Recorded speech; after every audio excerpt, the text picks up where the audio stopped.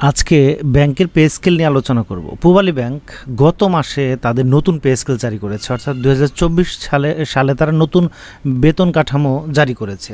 তো নতুন যে বেতন কাঠামো প্রকাশিত হয়েছে সেটি কিন্তু 26শে সেপ্টেম্বর 2024 প্রকাশিত হয়েছে। 1 অক্টোবর থেকে সেটি কার্যকর হয়ে গিয়েছে। এই নতুন পে স্কেলে দেখা গেছে যে একজন জিএম মানে জেনারেল ম্যানেজার 1,54,000 টাকা থেকে বেতন শুরু হয়ে প্রতি বছর বেতন বৃদ্ধি 7,700 টাকা করে হয়ে 2,69,500 টাকা পর্যন্ত তার মূল বেতন হতে পারে। অন্যদিকে ডেপুটি জেনারেল ম্যানেজারের বেতন যদি আমরা দেখি, সেখানেও প্রারম্ভিক বেতনই 1,13,000 টাকা। অ্যাসিস্ট্যান্ট ম্যানেজারের বেতন যদি দেখি, প্রারম্ভিক বেতন 78,000 টাকা, সেখানে প্রতি বছর 4,000 টাকা করে বেতন বৃদ্ধি পেয়ে 1,38,000 টাকা পর্যন্ত তার বেতন হতে পারে। একজন সিনিয়র প্রিন্সিপাল অফিসার বা সিনিয়র প্রিন্সিপাল অফিসার ওনার বেতনও 60,000 টাকা, সেখানে প্রতি বছর 3,400 টাকা করে বৃদ্ধি পেয়ে 1,10,000 বা 11,000 টাকার মতো তার মূল বেতন দাঁড়াতে পারে। প্রিন্সিপাল অফিসারের বেতন 49,500 টাকা। অন্যদিকে একজন সিনিয়র অফিসারের বেতন 36,500 টাকা। একজন অফিসার বা অফিসার ক্যাশ যিনি থাকে তার বেতনও 29,750 টাকা। একজন জুনিয়র অফিসার অথবা জুনিয়র ক্যাশ অফিসার যিনি, তারও 23,500 টাকা। একজন ডেপুটি জুনিয়র ক্যাশ অফিসারের বেতন 19,500 টাকা। অ্যাসিস্ট্যান্ট জুনিয়র অফিসার অর্থাৎ জুনিয়র অফিসারকে সাহায্য করার জন্য যে ক্যাশ অফিসার, তারও মূল বেতন 18,500 টাকা থেকে শুরু হয় এবং প্রতি বছর তার 9,000 টাকা করে বেতন বৃদ্ধি পাবে। অন্যদিকে একজন ড্রাইভার, কেয়ারটেকার বা একজন টেকনিশিয়ানের বেতন 24,250 টাকা, প্রতি বছর বেতন বৃদ্ধি হবে 8,050 টাকা করে।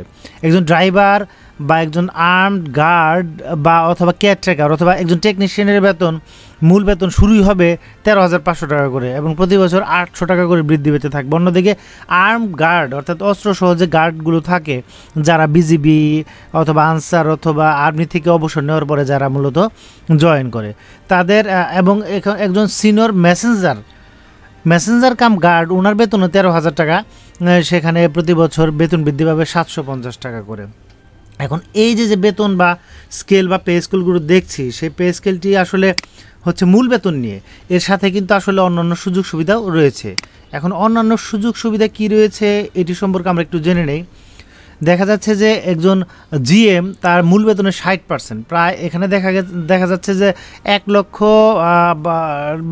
লক্ষ টাকার উপরে যদি তার বেতন হয়, প্রায় 60,000 টাকা 65,000 টাকা তার বাসা ভাড়াই। অন্যদিকে দেখা যাচ্ছে যে একজন ম্যানেজার যে, তারও মূল বেতনের 65% পর্যন্ত বা 60% পর্যন্ত হচ্ছে তার বাসা ভাড়া। এছাড়াও দেখা যাচ্ছে হাউস মেইনটেন্যান্স খরচ হিসেবে সর্বোচ্চ 16,000 টাকা রাখা হয়েছে।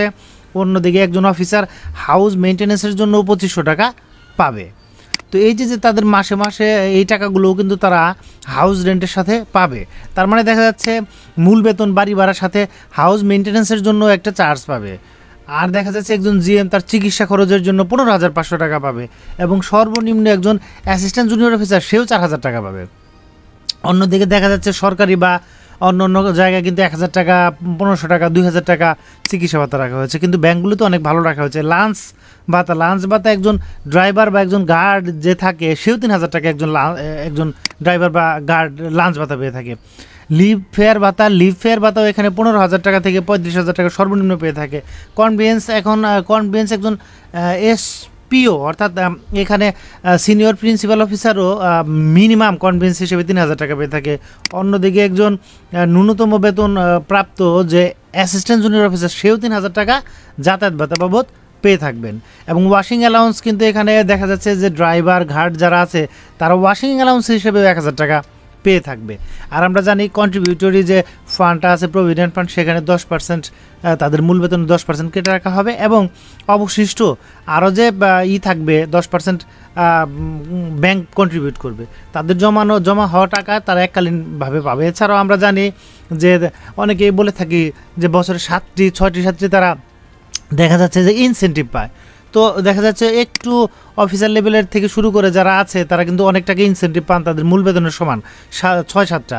এবং এই যে নিচে যা কর্মচারী আছে তারা কিন্তু বছরে 2টি উৎসব বোনাস সেটি তো পাবেই, সেটি নিয়ে তো আর কোনো কথা নেই। অন্যদিকে এই যে ব্যাপারগুলো আছে, তাদের যে কম্পেনসেশনের ব্যাপারগুলো, সেগুলো অনেক ভালো হয়ে থাকে। এবং এই যে রোল চার্জ অর্থাৎ অতিরিক্ত চার্জ হিসেবে দেখা যাচ্ছে নেয় যারা, এই অতিরিক্ত চার্জ বা দায়িত্ব ভাতা, এখানে কিন্তু দায়িত্ব ভাতাও মান্থলি একজন রিজনাল ম্যানেজার 3,500 টাকা পেয়ে থাকে। একেবারে ক্যাশ ইনচার্জ যিনি আছে সেখানেও আদার দেন কর্পোরেট অফিস বা কর্পোরেট অফিসের ছাড়া সেক্ষেত্রেও 1500 টাকা তারা চার্জ অ্যালাউন্স পেয়ে থাকে।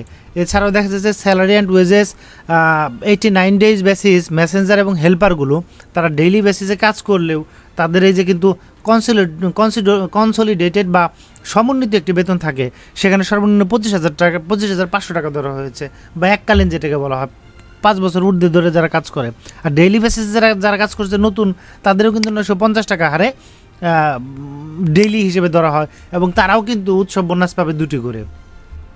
এই যে উৎসব বোনাস, সেখানে একজন ডেইলি বেসিস কাজ করা হেল্পার তিনিও দেখা যাচ্ছে সর্বনিম্ন 2টি উৎসব বোনাস 9,000 থেকে 10,500-এর মধ্যে পেয়ে যাবে, এবং যারা স্থায়ী 12,750 টাকা পেয়ে যাবে, 50 টাকা করে 2টি উৎসব ভাতা পেয়ে যাবে। তো এই যে রুলস অ্যান্ড রেগুলেশনস, সেগুলো আমি ভিডিও ডেসক্রিপশনে দিয়ে দিব, আপনি চাইলে দেখে নিতে পারেন। আর এই যে ব্যাপারগুলো, সে ব্যাপারগুলো আপনারা আরও বিস্তারিত জানতে ভিডিওর কমেন্ট সেকশনে কমেন্ট করতে পারেন, আমি চেষ্টা করব উত্তর দেওয়ার জন্য। আর চ্যানেলটি ভালো লাগলে সাবস্ক্রাইব করে রাখুন। ধন্যবাদ।